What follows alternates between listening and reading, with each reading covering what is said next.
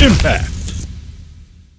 Hey, what's up guys? Coach Dan here for Recovery Friday video, and we're going to build upon last week's video today and go over some T-spine stretching and T-spine mobility drills that you guys can start to do at home.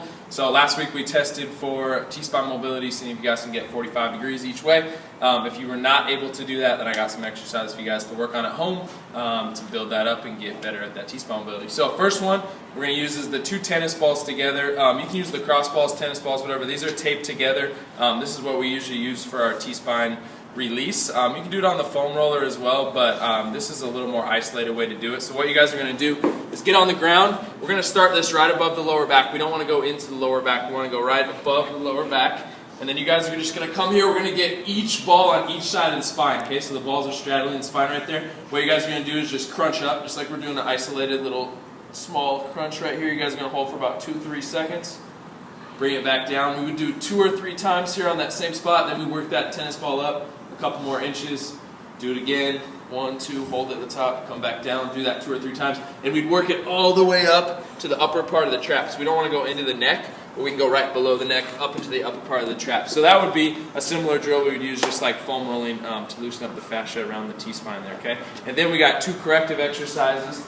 First one, we're going to use the PVC pipe here. Again, if you guys are at home, you can use a broom or whatever you need to, or a dowel here. And we're just going to do some T-spine mobility on the bench.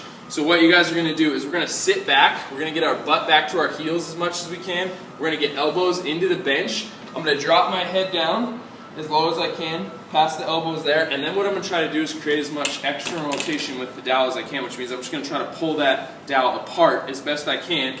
So I get those shoulders turning on. And then we're going to take a deep breath, and we're going to try to pull that dowel back as far as we can, keeping the hips and butt back to the heels. And then just taking a deep breath. We're going to take about 5 breaths at the bottom each time, trying to work this dowel a little farther apart, a little farther back towards the shoulders as we pull it apart, okay?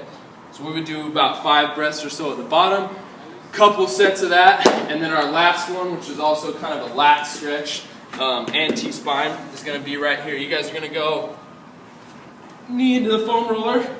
What we're going to do is square our shoulders, so we're going to get some rotation at the T-spine, try to get our chest parallel to the ground, so we're going to feel, or parallel to the ceiling here. So you guys are going to feel a stretch in the T-spine. We're going to have both arms up.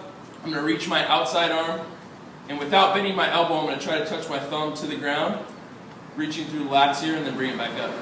So we go 10 on the right, 10 on the left side. That's 2 quick stretches and a little bit of T-spine release that you guys can do at home.